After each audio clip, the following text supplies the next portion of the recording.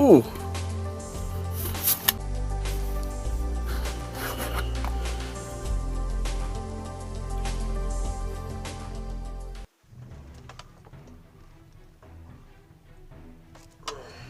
Nope. Nope, nope, nope.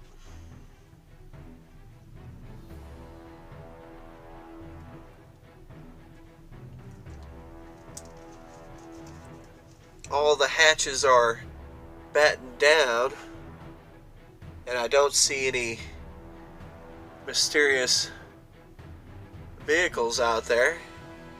So, we're not near any phones, and there is no Wi-Fi, so I think we'll be alright from the Inquisition. Hello, YouTubers! My name's Willie. Welcome to my channel. Today, I have reaction request 115. This is the Chaos Invasion episode of the War for Armageddon series, the last one of the series. Been excited and waiting for this because just from the title alone, I almost feel like it's the subject that everybody warns you about from the Inquisition. So this should be interesting. Be waiting for knocking on the door, or a sniper. Something maybe over there on the college looking for me. This has been originally requested by Fraser Green. Because this was actually requested like when I reacted to the first video of this series. Samuel had requested it as a series, and so I moved it. So, we're finally getting to it, Fraser Green. Yay, Samuel, we're finally got to that point. So, let's check it out. And play. Da da da da da da da da da. Greetings and salutations, friends, and welcome back to one more video on the Wars for Armageddon series. But of course, there has only ever been 2 invasions of Armageddon. Both led by the green-skinned warlord Gazgul Mag Uruk Thraka, also known as the Beast of Armageddon. But let us for a moment consider a hypothetical scenario. Maybe, just maybe, the world of Armageddon was visited by something far worse than mere greenskins. Now, of course, this is a hypothetical scenario. Nothing that you will hear in this video actually happened, naturally. But still, let us for a moment delve into the hypothetical scenario of a first invasion of Armageddon. Say, for example, around the Imperial year 444 in the 41st millennium. At this point in time, Armageddon had not grown to be quite the industrial powerhouse that it would eventually come to be. It was still a fairly important planet, and of course it was still relatively close to Terra, sitting slap dab on one of the few stable warp routes leading directly into the heart of the Imperium of Man. Nice. This alone made it worth defending, but it was not assumed to be under any real direct threat. The planet of Armageddon was heavily defended outside of the Armageddon system. Basically, any real threat to the Armageddon system would have to bash its way through a great deal of space before coming anywhere even remotely close to Armageddon itself. As such, it was relatively lightly garrisoned. As I have mentioned before, the Imperium is a very large place. As such, it cannot afford to let good Imperial Guard forces languish on garrison duty. These troops are much better utilized fighting wars throughout the Imperium, where there's real threats, especially on a system like Armageddon, which is relatively well defended, naturally speaking, since there's just not a whole lot of enemies nearby. However, The Imperium is, of course, not only threatened by external enemies, I like how you it mentioned also that this has would be its a fair short share video. of internal enemies as well. Oh, internal? Chaos, infiltration, revolutionaries, secessionists, etc. In the case of Armageddon, it had a problem with Chaos cultists for quite some time, but Oh, yeah? it was assumed to be a relatively minor problem. There were some deviations in general life, but there was no real indication to suggest that there was a major Chaos ploy or anything. Mostly just the usual low-key riffraff that the Adeptus Arbites should have absolutely no problems whatsoever cracking down on. There were certainly elements of Chaos cultists, although they were also assumed to be in the minority. These were simply just pockets of riffraff, secessionists, and other rebellious forces, no real threat to Armageddon on a political, on a governmental, and certainly not on a planetary or sector level. And while there were certainly indications that some of these riffraff might be involved in something far more seriously, namely, for example, the worship of chaotic powers, this was again assumed to be a very, very small percentage. And even if a planetary governor has the suspicion, or indeed even hard evidence, that chaos cultists are active on his planet, generally speaking, they do not want to go running to the Inquisition about this shit. Because the Inquisition has a nasty habit of being, shall we say, somewhat heavy-handed when it comes to suspected chaos infestations. Oh, really? There are more than a few inquisitors that subscribe to the good old-fashioned idea that there is no such thing as an overreaction when it comes to chaos.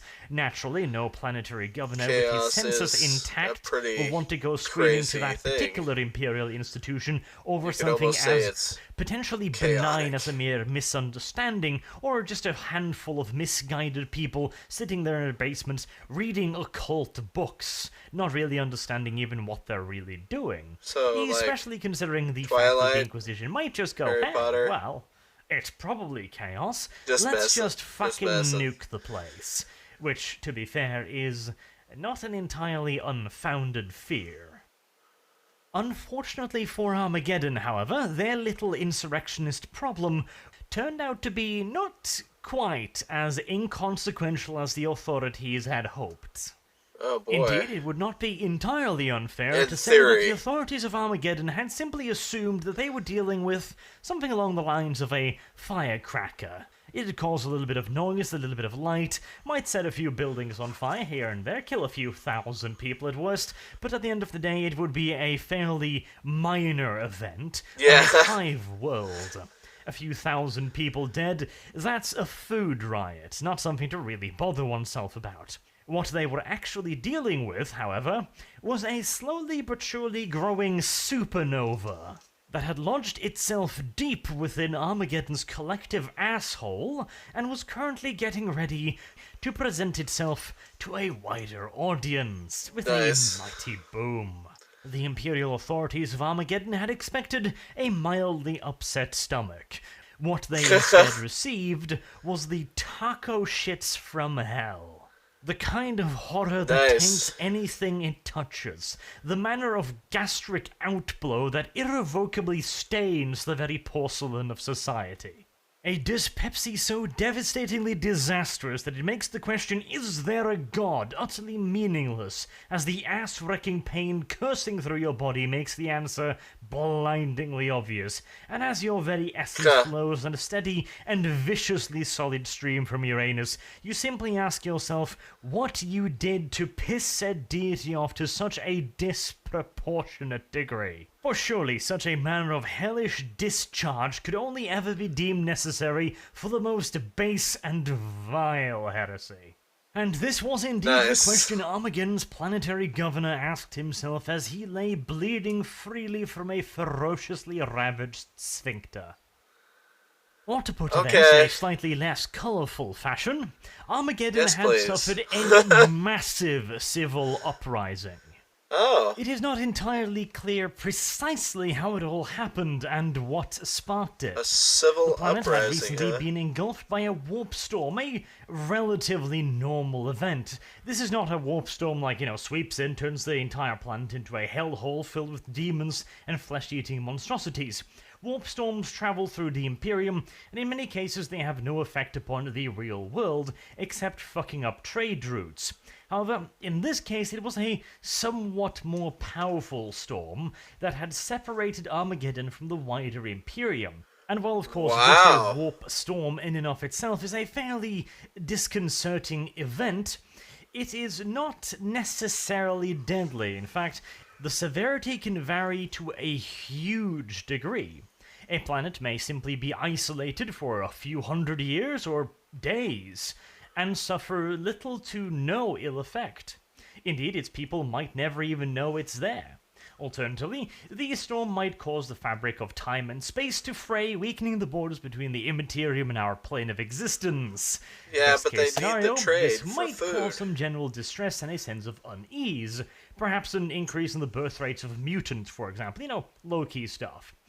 Worst case scenario, the planet might be Low-key. utterly drowned in chaos energies, mutating the population in a horrific display of chaos powers, and allowing demons to Wow. freely manifest and turn the whole globe into a charnel house.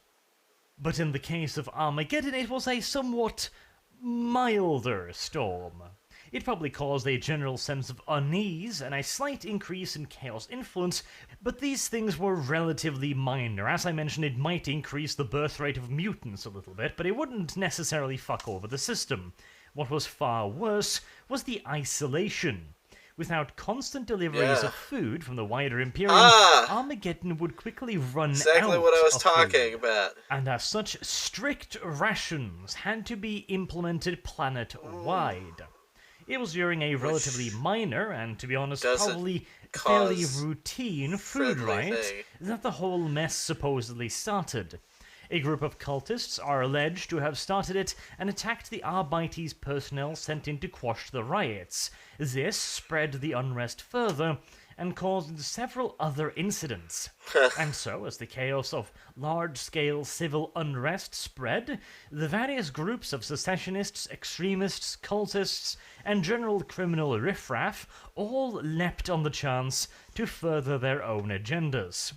With the subsequent breakdown in civil Yeah, order, the everybody's population at furthering their large own also quickly agendas. began taking a part in the unrest. General panic turned to looting, as families attempted to secure the means of their own survival, stealing food, fuel, power packs, all of the stuff you kind of need, and in the midst of a mass civil uprising, might not necessarily have the ability to pay for. After all, if you don't take it, somebody else probably will. And this led to a further breakdown in public facilities, including, of course, public utilities like electricity, sewage, water, etc. As these things also began to break down, public fears begin to rise. Uh-oh. Tempers fray, and people snap. Very soon, the looting will turn into sporadic outbursts of violence.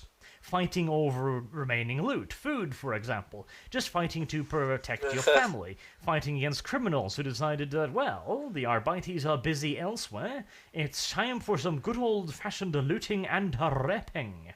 Suffice to say, the violence would start spreading rather quickly, and in an environment like an imperial hive, where thousands, if not millions of people will literally be sitting on top of each other, that violence tends to spread very, very quickly. Again, let me paint you a picture here. Generally speaking, imperial hives, the civilian part anyways, can be divided into hab blocks.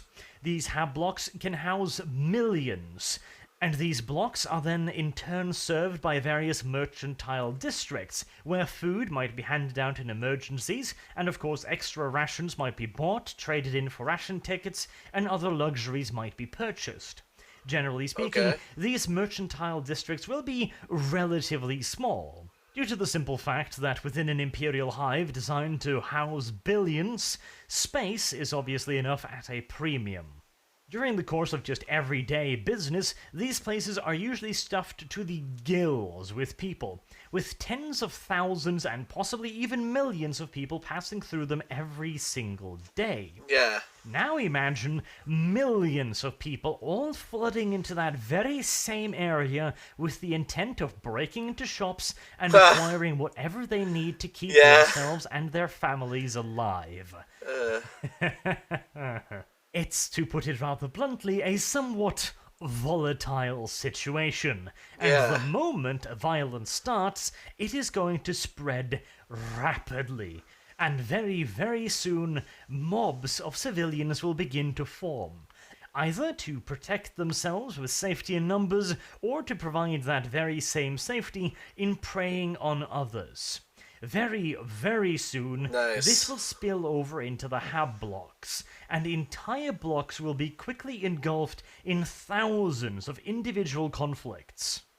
Imagine for a moment, if you will, millions of people cooped up in an area roughly the size of a fairly large skyscraper, where your average family is going to be living in apartments some 20 square meters, if they're relatively lucky and they are indeed a full family.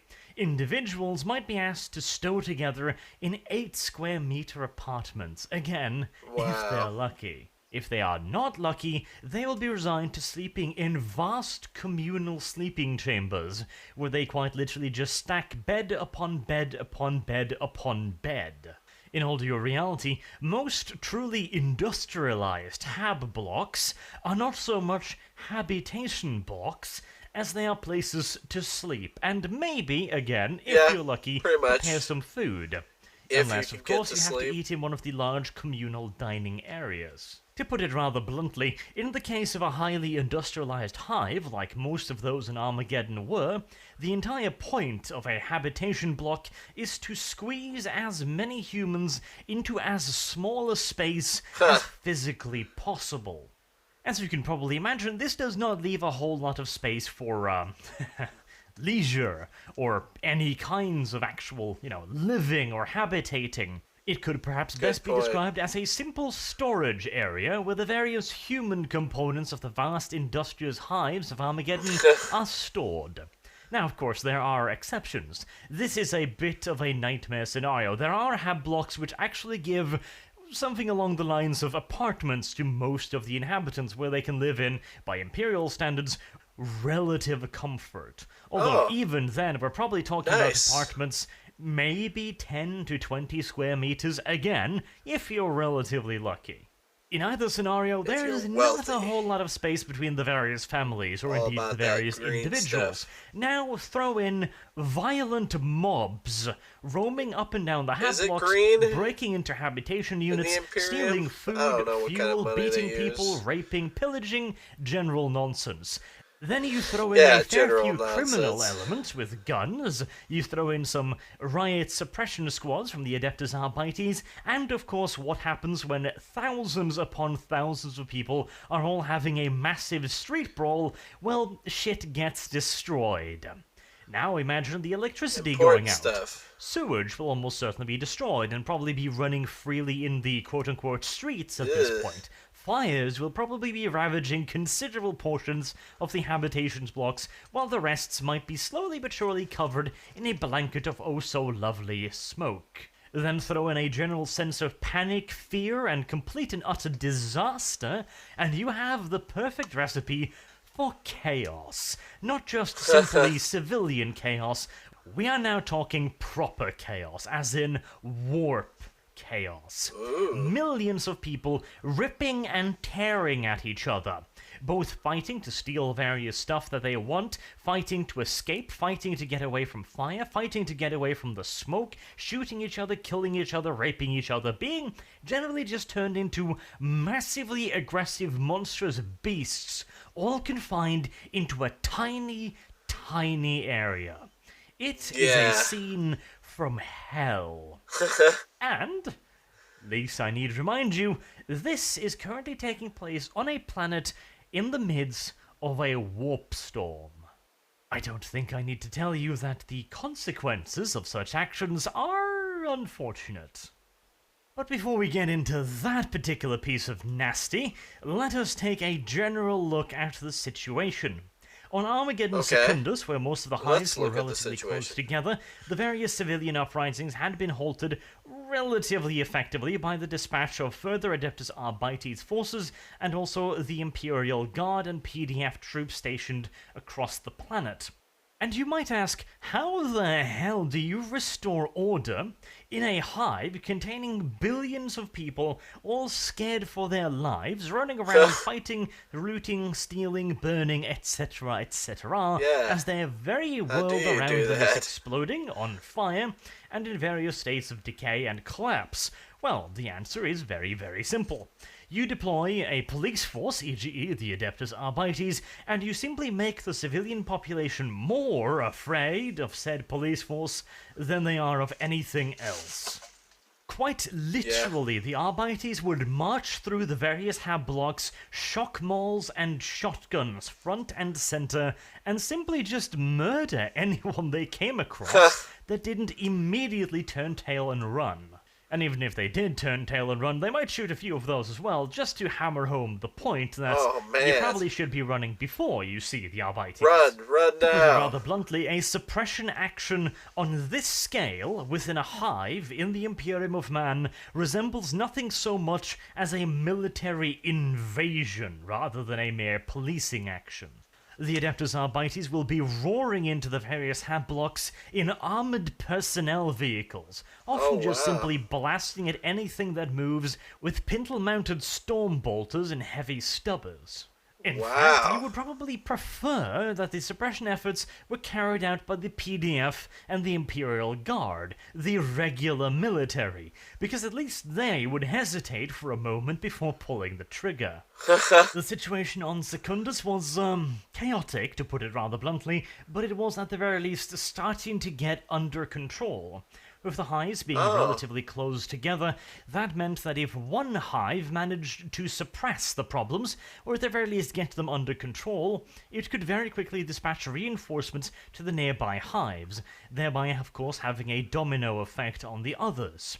This meant that even though Secundus was almost completely bereft of a common command structure for close to 2 months, being essentially completely and utterly given over to anarchy, however, the lower workings of the hive's command structure had remained relatively intact, relatively speaking, in the sense of a raging civil war, with constant riots and running street battles. This meant that the various unit commanders of the Imperial Guard, the PDF, and the Adeptus Arbites managed to organize their own units relatively effectively, putting down revolts in their own sectors, and then moving in to aid nearby sectors. This allowed them to hook up with other command structures, and eventually, over the course of the next 2 months, a coherent response was created. Over the course of something along the lines of 6 months, Armageddon Secundus was slowly but surely pacified and brought back under Imperial command. The total death toll is entirely unknown. As mentioned, this was pretty much 6 months of pure chaos and anarchy, with only the military and the Adeptus Arbites operating with any kind of structure or order. In other words, no one really had time to sit down and start counting the bodies. Considering, however, the sheer size of the civilian population and the fact that 6 months passed, with near constant civil war and almost certainly non-stop interruptions to necessary services, electricity, water, sewage, food supplies, etc., the casualties must have stretched well and truly into the billions. In fact, I would probably go so far, and this is a personal estimate, but I would reckon that probably as much as half of the population was likely to have died during those 6 months. Just think about it. The civilian population would have been deprived of most of the necessities of life. Shelter, for example, would be hard to come by, as the various hab blocks would certainly have been ravaged by the riots, fire, and other mishaps. Certainly, there are civilian shelters built into the hives, and there are also public institutions that could be open up to house the masses, but this would almost certainly not have been enough. Hives are usually, by their very design, packed to the absolute brim to begin with. Yeah. And as such, there's not a lot of spare room. Now, obviously, the casualties will certainly have opened up a little bit of room, but it is unclear just how much. Additionally, we know that the food situation was already getting to be pretty goddamn dire before the riots started. Yeah. With the rioting, the stealing, and the looting, food supplies would almost certainly be at a critically low level. Additionally, the infrastructure usually used to distribute said food sources throughout the hive, and again, I remind you, hives are massive. We are talking about hundreds, if not thousands, of kilometers of internal roadways, of transportation networks, railways, lift services, etc., etc. Just transporting food from the storage areas to the population alone would have been a Herculean task, and now much of that infrastructure would have been destroyed.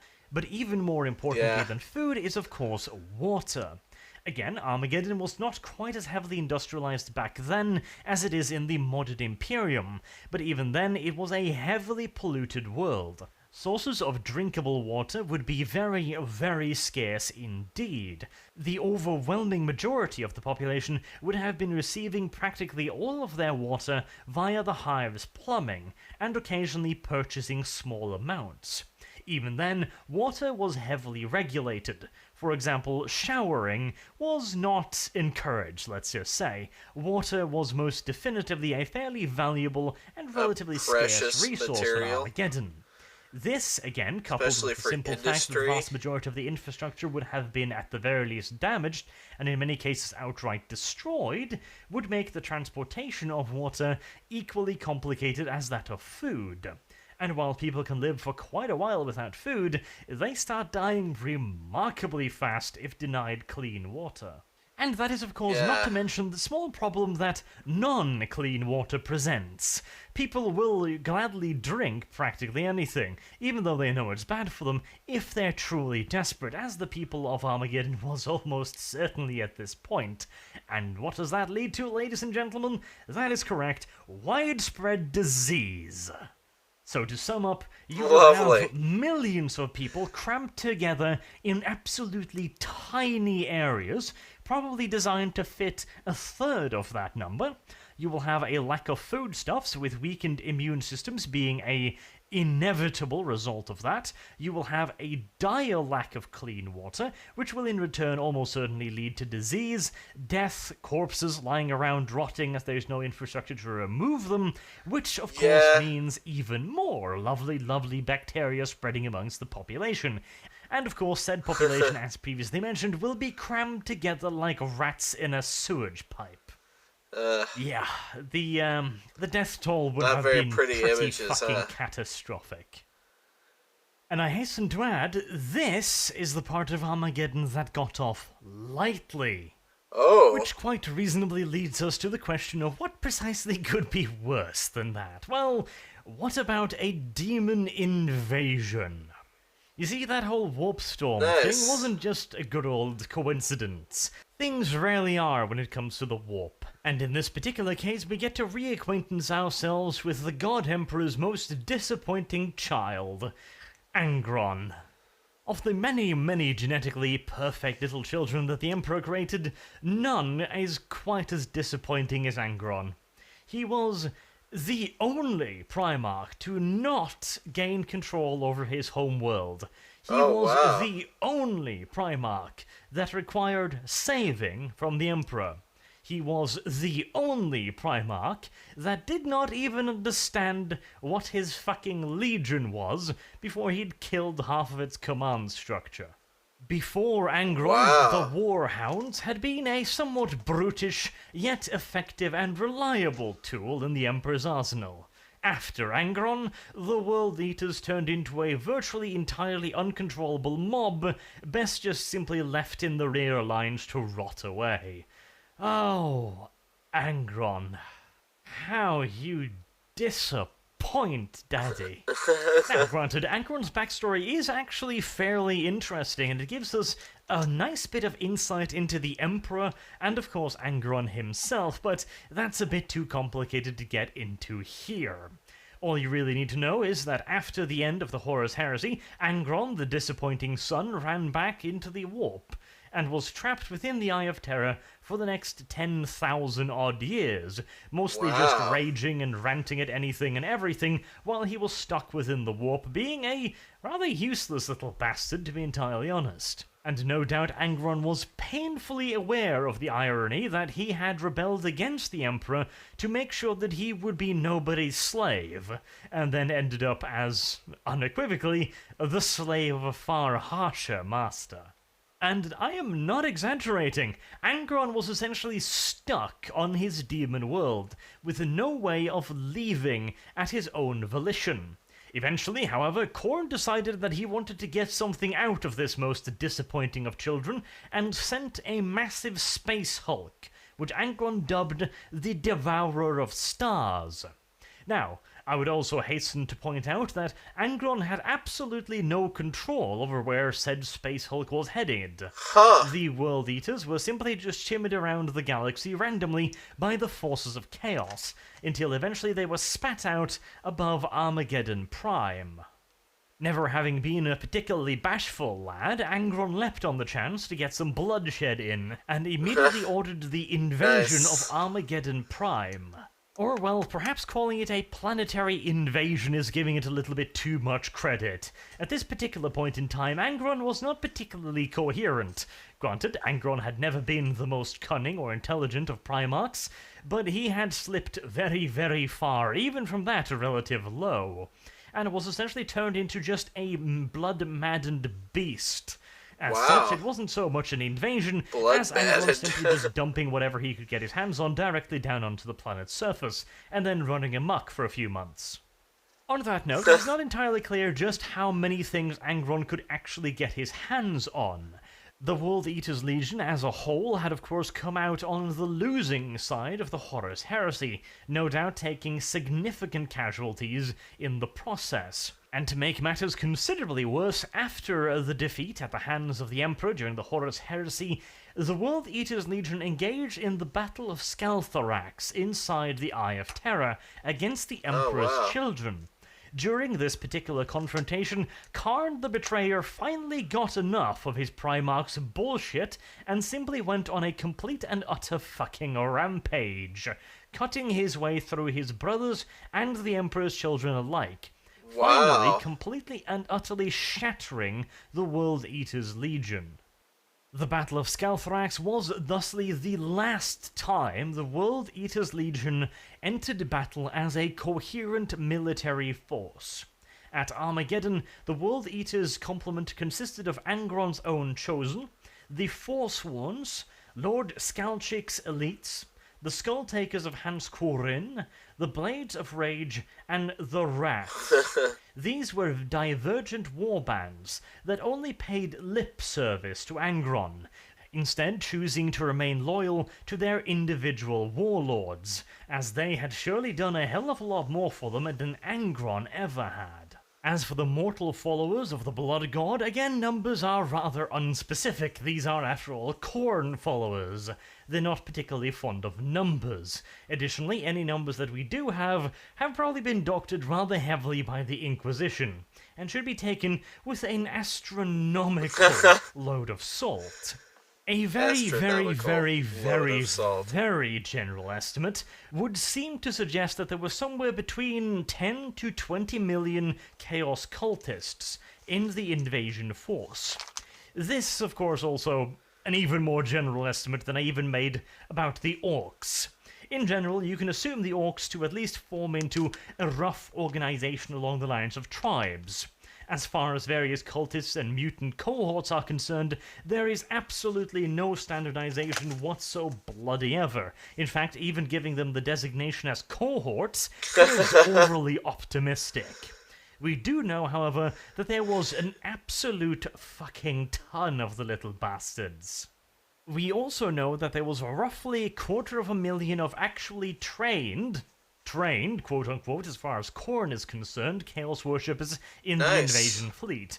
These would probably be ex-Imperial Guard or PDF regiments, possibly even Imperial Army from the Horus Heresy. We also know that 12 bloodthirsters were included in the war host. These were Khorne's chosen. This is a formation of bloodthirsters constantly in flux, where Khorne's 12 most favoured servants of any time is included in their numbers. If one of them falls out of favour, he is immediately removed from the quote-unquote unit. The fact that Angron had managed to secure the service of these bastards suggests that he had remained rather violent, even within the Eye of Terror, and must have been able to keep the Blood God rather entertained. Additionally, of course, we know of the cult on Armageddon itself. Again, obviously, numbers are virtually impossible to estimate, but a rough estimation would place their numbers somewhere between 1 to 4 million. And by the way, if you're looking, no, I'm not going to bother doing any fancy graphs on this, because these numbers are pretty much pure speculation drawn from the various sources that talks about this particular war. It is all pretty much pure guesswork, especially as those sources come, of course, from the Inquisition's own archives. A bit of a firmer number, however, is the Traitor Guard elements, the units on Armageddon that turned traitor. And this could be considered a relatively accurate-ish estimate. So we have round about 800 to 1.5 million Armageddon Hive militia turning traitor, along with somewhere along the lines of 130 to 240,000 Imperial Guard Steel Legion, along with only 3 regiments of Armageddon Ash Waste militia. The Ash Waste militia apparently proved to be remarkably resistant towards the lure of chaos. It is also worth pointing out that at this point in time, Armageddon was nowhere near as heavily defended. Best estimate states that there was roughly 500,000 to maybe, very maybe, 1 million Armageddon Steel Legion, most of which were either finishing up their training, ready to be deployed, or were currently being reinforced on planet, which means that many of the regiments that were stationed on the planets were likely to be understrengthed. We also know that the vast majority of the planet's defenders were its Hive militia regiments. Again, these were much, much smaller than they were during the first and second Orc invasion, and probably numbered only about 1 to 1.5 million. And considering the fact that somewhere close to half of all of these forces turned traitor upon the appearance of Angron and his World Eaters, it would be no exaggeration to say that the defenders of Armageddon were retardedly outnumbered, probably to an even worse degree than during the Greenskin invasions. Luckily for the forces of Armageddon, however, this time the overwhelming majority of their enemies were exceedingly poorly trained and hilariously poorly organized cultists. Now, to give you a general idea of just how worthless in combat cultist is, imagine this. I said that the scratch companies formed during the Second War for Armageddon, from the dock workers, etc., to fight against the Hawks, had virtually no value in combat. They were very, very poorly armed and virtually completely untrained civilians given autoguns or whatever else was available at the time. Their military worth was close to fucking 0, which is why the average squad was made up of 100 civvies and a single veteran guardsman to lead them. They were, in the strictest definition of the word, pure cannon fodder. Cultists are even worse than that. They are quite literally deranged men and women and occasionally even children. Basically the entire civilian population of vast imperial settlements that have gone insane, driven utterly and completely bonkers by the presence of the warp. They have absolutely no concepts whatsoever of tactics, leadership, organization, and they barely understand how to use weapons. Wow. In fact, the overwhelming majority of them are expected to be wielding little more than melee weapons, crude axes, wrenches, pieces of metal, etc., etc. And even if they do have ranged weapons, they would probably be worse at using them than your average shooter boy.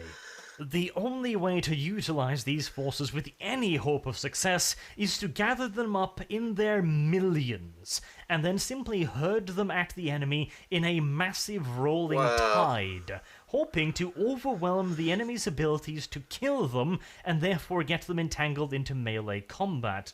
Alternatively, these useless troops might be used as a distraction from the real thrust, which would almost certainly in this case be led by demons of Khorne or the World Eaters. Luckily for the invaders, this was more than enough during the initial invasion of Armageddon Prime. The simple fact was that the hives on Prime were far more scattered than those on Secundus, which meant that the various rebellious forces had managed to get a much better foothold, and had managed to disrupt the Imperial troops a hell of a lot more. Now, when you introduce Angron at the head of some 5,000 odd World Eaters, along with millions of mutants and Chaos cultists, shit hits the fan at supersonic velocity. Oh, and by the way, the rough estimate of 5,000 World Eaters is also pure speculation. We have a rough idea that Angron brought something along the lines of 5 full companies of World Eaters. However, the name company does not mean diddly dick when it comes to the World Eaters. Back during the Great Crusade, a company of World Eaters referred to a formation of roughly 1,000 Astartes. It could be bigger, it could be smaller. Even back then, the World Eaters were never particularly picky when it came to their organizational doctrines. At this point in time, however, there is absolutely no way of knowing how many Astartes would have been in these companies. There might have been far more than 1,000, there might have been only a few hundred, hell, there might even just have been dozens of them. And the sources vary greatly. Some suggest that there are around about 500, some suggest 5,000, which seems like a decent middle-of-the-road number, and some even suggest 50,000, which seems exceedingly unlikely. Even at the absolute height of the World Eaters' power before the heresy, they only numbered 150,000 legionnaires. Only 150,000.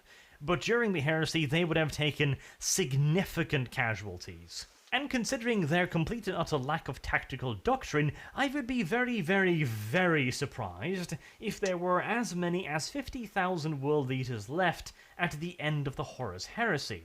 And after the disaster at Scouthorax and the shattering of the Legion, I would be exceedingly surprised if Angron could have gathered much more than 5,000. Even that number seems rather optimistic, to be entirely honest. Yeah. But again, that didn't matter much, considering the relatively weak defenses of Armageddon Prime. Its loyalist defenders were quickly routed and forced to flee through the equatorial jungle and meet up with the rest of the loyalists on Armageddon Secundus. This rout would in all due likelihood not even have taken the full 2 months that we know the planet was embroiled in large-scale revolts. If Angron had pushed his advantage immediately, the planet of Armageddon would almost certainly have fallen right then and there.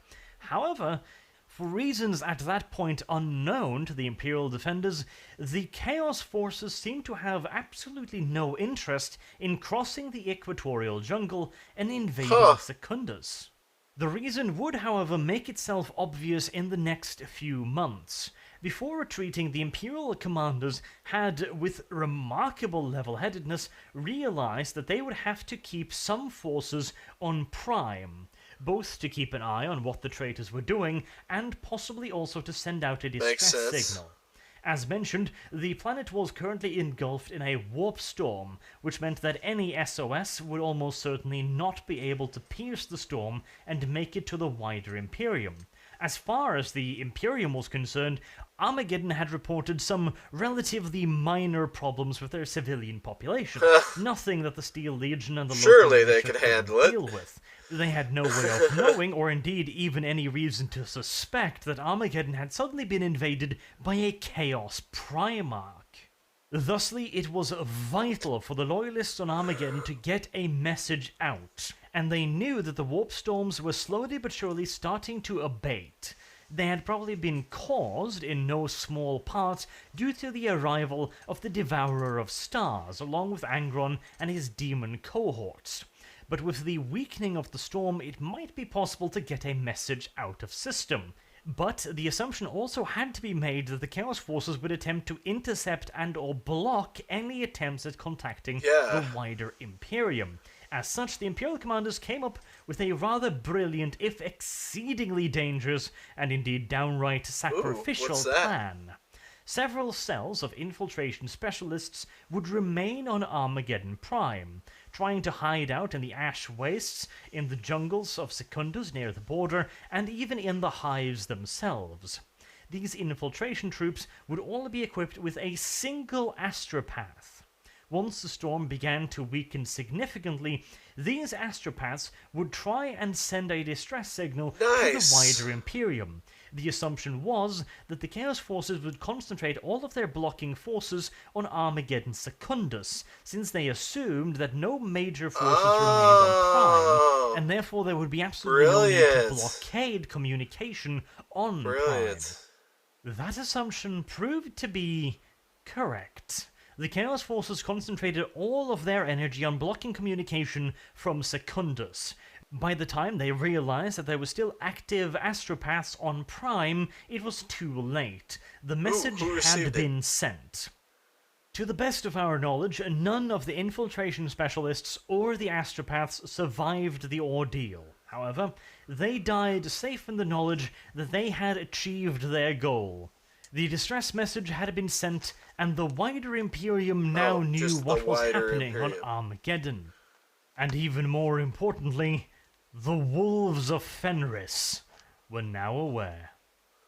It would take months, possibly even years, for the Imperium as a whole to muster a response to an attack this deep within the Imperium.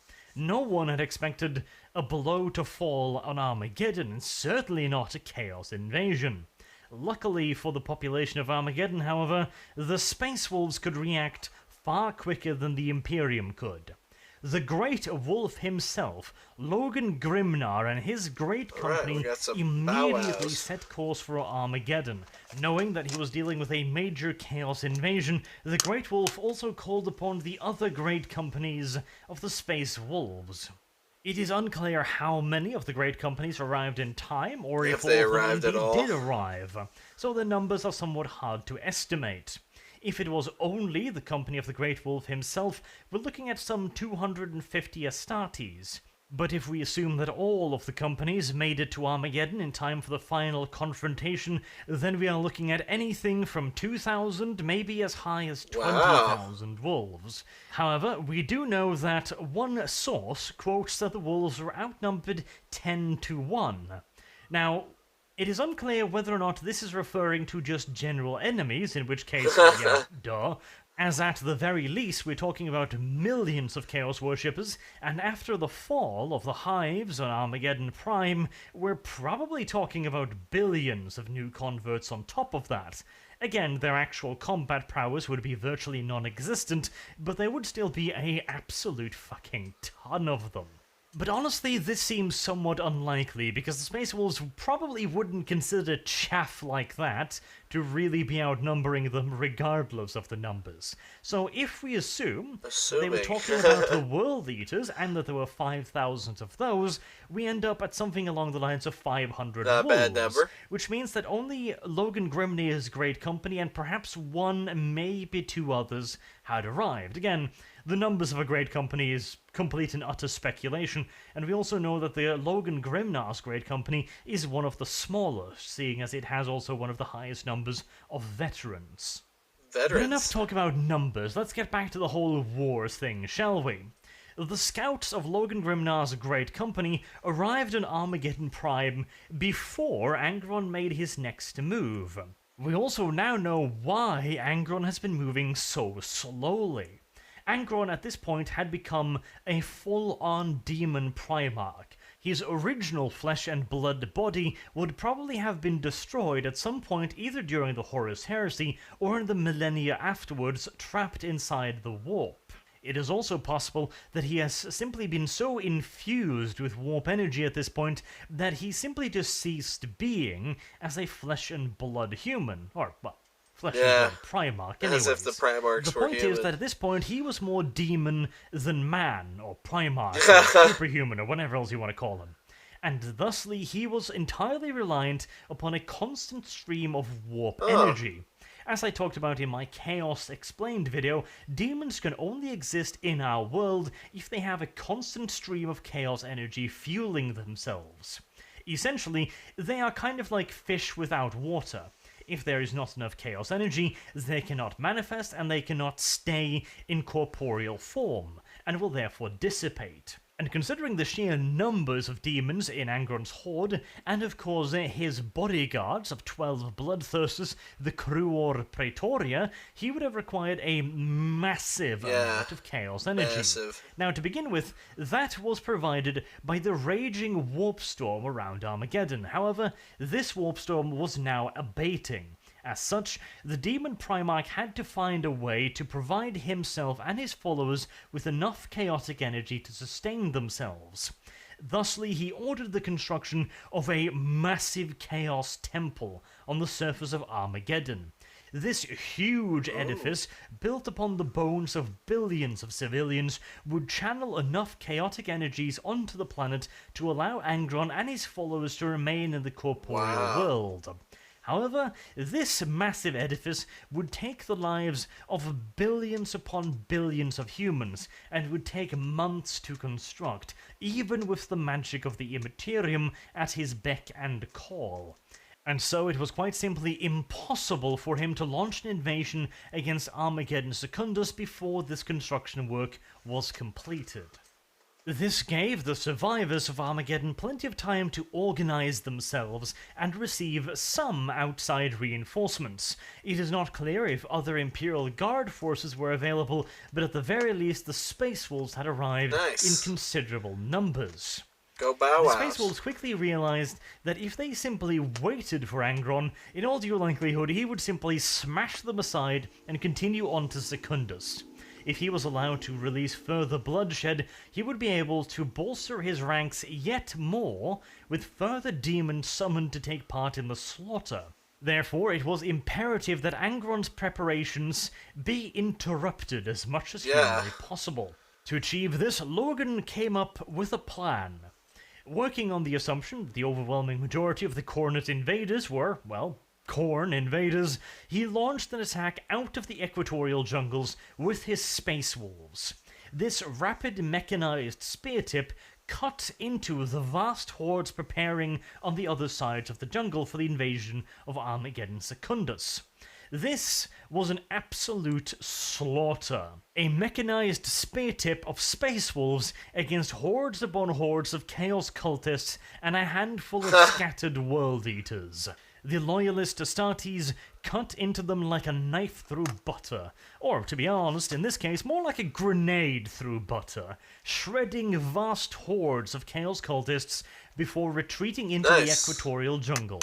But these, of course, just as the Space Wolves had assumed, were Khorne worshippers, and it will take a hell of a lot more than seeing tens upon tens of thousands of their friends and comrades blown into pasta sauce to discourage them from pursuing an enemy that was apparently running away. As such, a huge portion of the Chaos Horde simply streamed after the Space Wolves as they headed once again into the equatorial jungle. The Space Wolves had already cleared path through the jungle for their armored vehicles.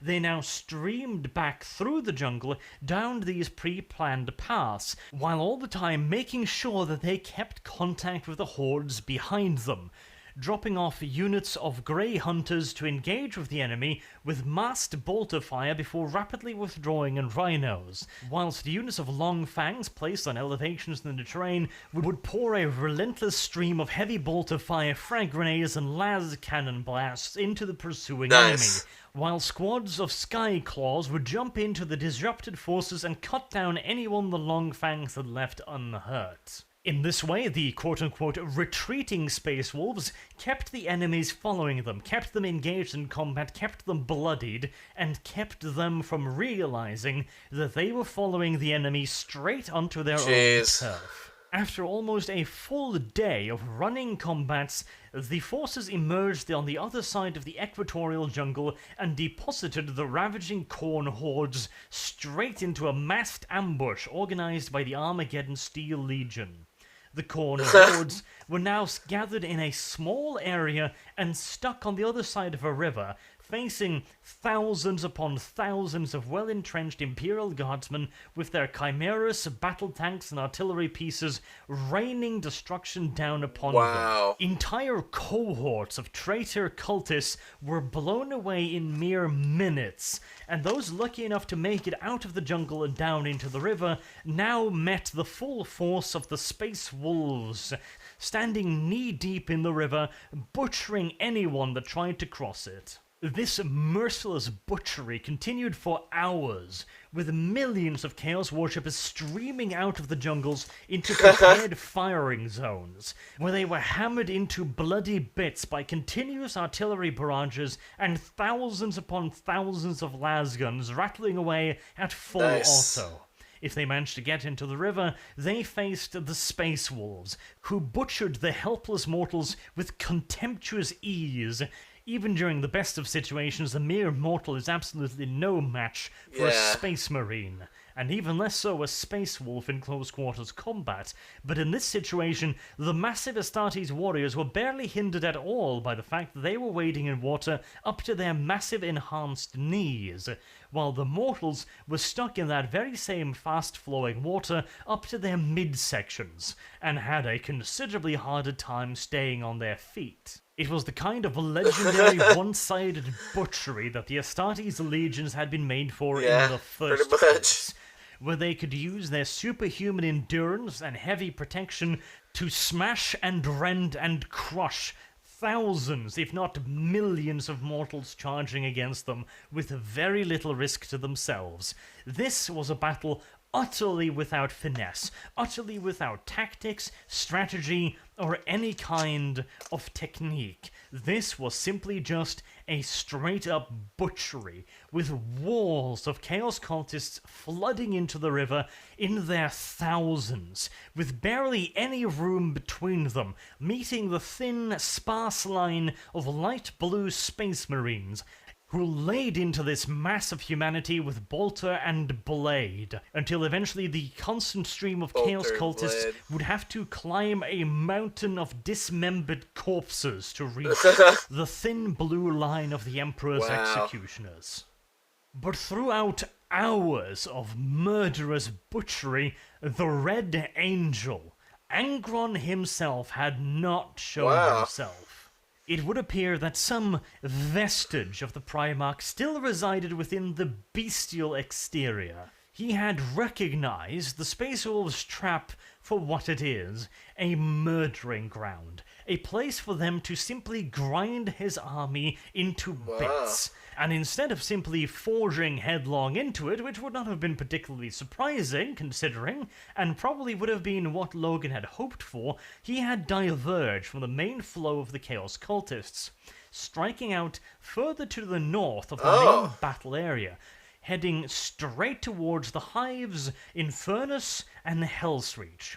His objective, undoubtedly, was to lead a bloody wedge of his most elite and loyal World Eaters, along with the Cruor Praetoria and any cultists and traitor forces he could draw to him, straight towards the relatively unprotected Hives of Infernus and Hellsreach. He recognized that to create this killing ground, the overwhelming majority of the Imperium's defenders and the Space Wolves would have to be focused in that small area, which meant that the Hives and their billions of inhabitants were left with virtually no defenses. If Angron and his World Eaters could make it inside these hives, not only could they wreak a bloody havoc upon the civilian population, they could go to ground within these maze-like structures, spreading violence and death possibly for months, maybe even allowing him to regain control of the situation by establishing further warp rifts and calling in reinforcements in the form of demons from the Immaterium.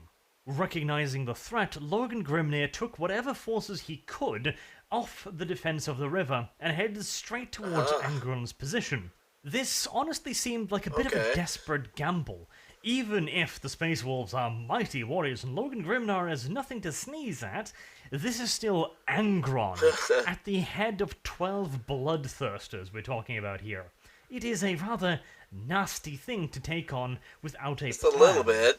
The hope, in all likelihood, was that Angron would come streaming out of the jungle along with all of his cultists and be suppressed by the mass bombardment of the Imperial Guard. His bloodthirsters smashed across the landscape by huge rolling barrages of Earthshaker fire. But now, the Space Wolves would have to engage Angron, his bloodthirsters, and quite likely a considerable number of his World Eaters in the open, without a real advantage or a clear plan.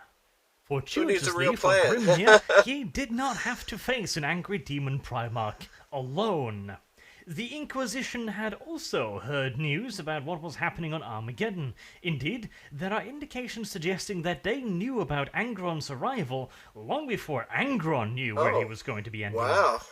And knowing that even such a force as the Space Wolves would be hard-pressed to take on a demon Primarch with the numbers available to them, the Inquisition, or in this case more correctly, Ordo Malus, dispatched their own military order to take on Angron. This took the form of 109 Grey Knight Terminators. The Grey Knights had been in system for quite a while, presumably unknown to the Space Wolves and the wider Imperial forces. On a signal from their inquisitorial masters, the force teleported directly into the demonic horde and launched an attack upon Angron and his Cruor Praetoria, hoping to destroy him and therefore shatter the rest of the demonic horde. Even then, though, this is still Angron we're talking about here. A demon Primarch, no less. In fact, he was so goddamn good at what he did, he could kill 5 Grey Knight Terminators in a single swing. Partially due to his incredibly powerful weapon, the so-called Black Blade, which was a demon weapon forged for Angron by the Dark Mechanicum shortly after Angron's ascension during the Horus Heresy. This incredibly powerful demon-infused weapon was somehow destroyed by a young Grey Knight by the name of Hyperion. The destruction of the blade and the resulting backlash and chaotic energy caught Angron off guard and made him stagger. This was all the opening the Grey Knights needed as they threw everything into one last assault to banish him, succeeding in doing so, banishing him back to the warp for 100 years and a day.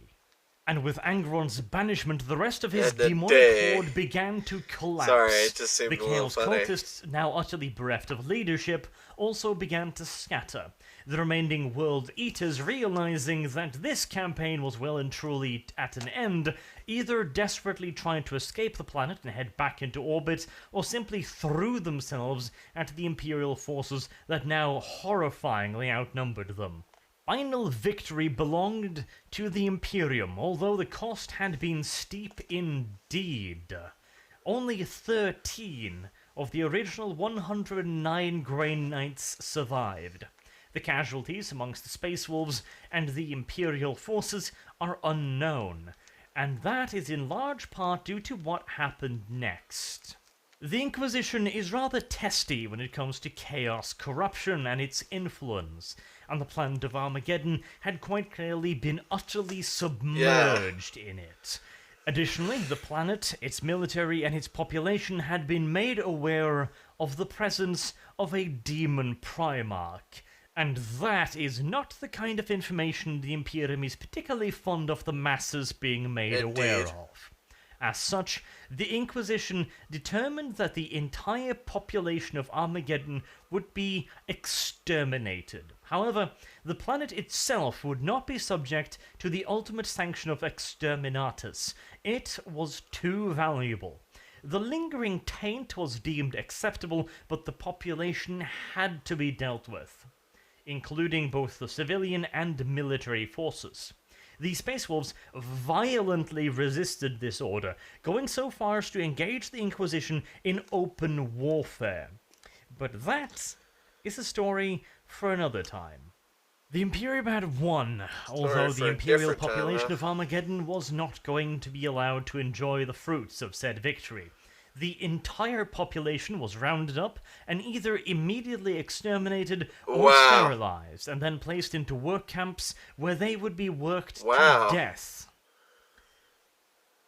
And when the Space Wolves attempted to save a small portion of the population by bringing them onto mass transport ships and attempting to escort said ships out of system, they were attacked by the Inquisition and the Grey Knights. The civilian transport ships were destroyed, and this signaled the start of a large-scale war between the Space Wolves and the Inquisition.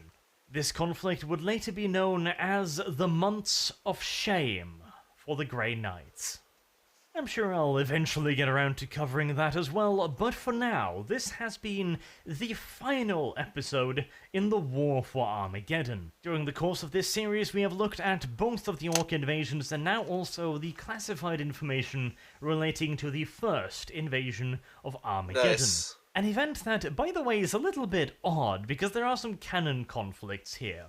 In the book Hellsreach, it seems that the population that repopulated Armageddon knew about the First War, at the very least in passing. They knew that the planet had been invaded by chaos, but they did not know about the measures implemented after the war.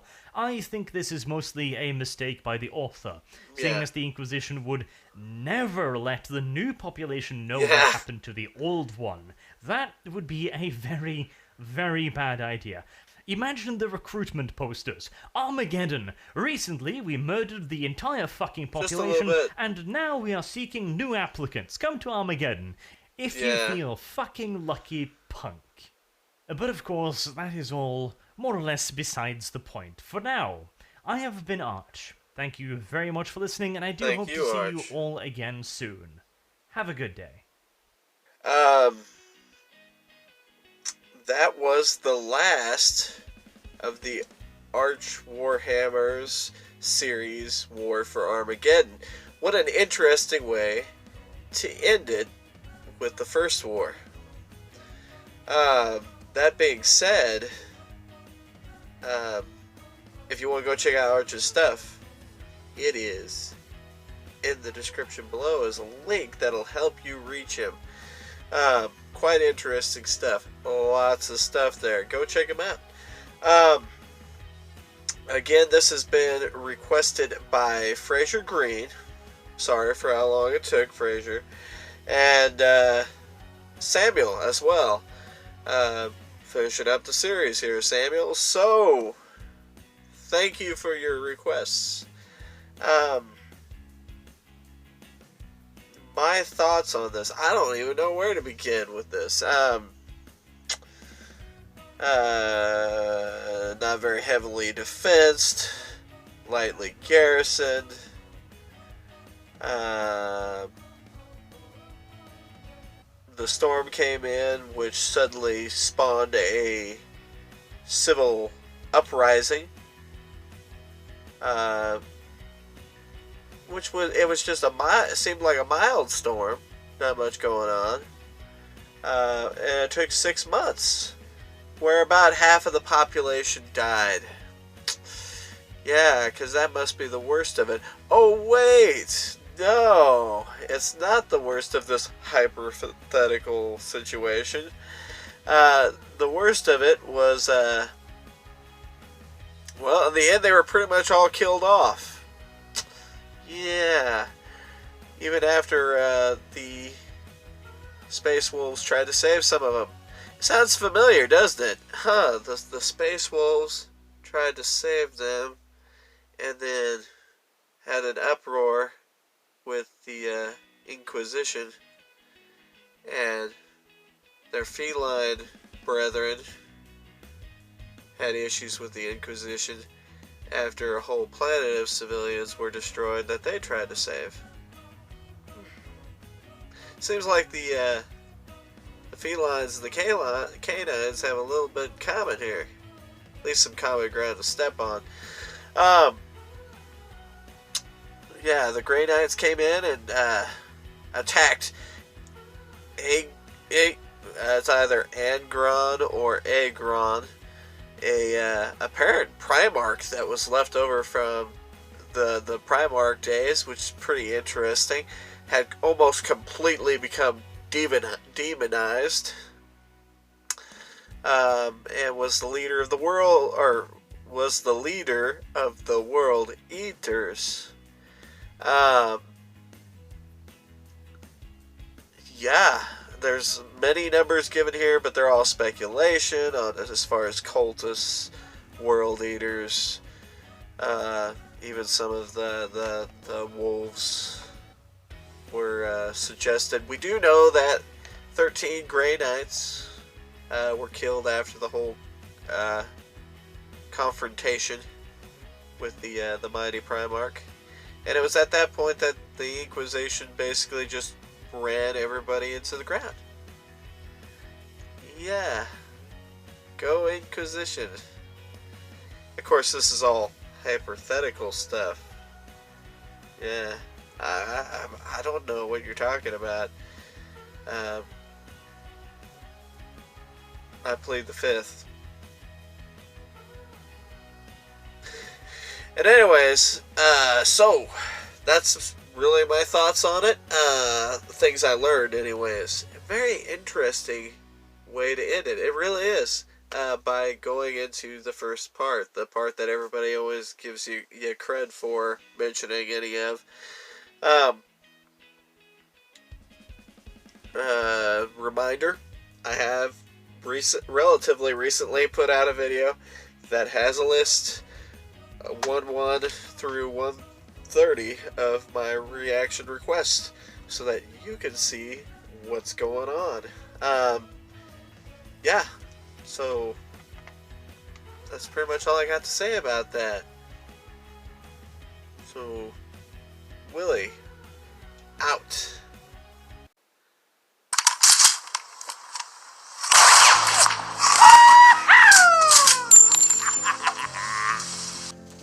Whoa.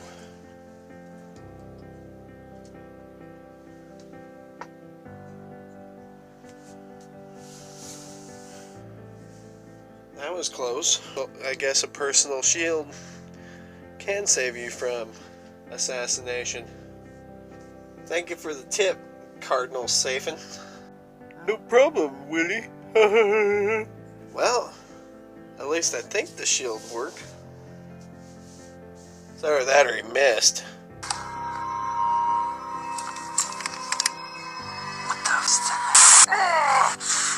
You are the worst shot ever!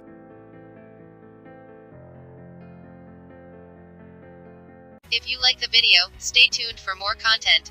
And as always, feel free to comment. Have a good one.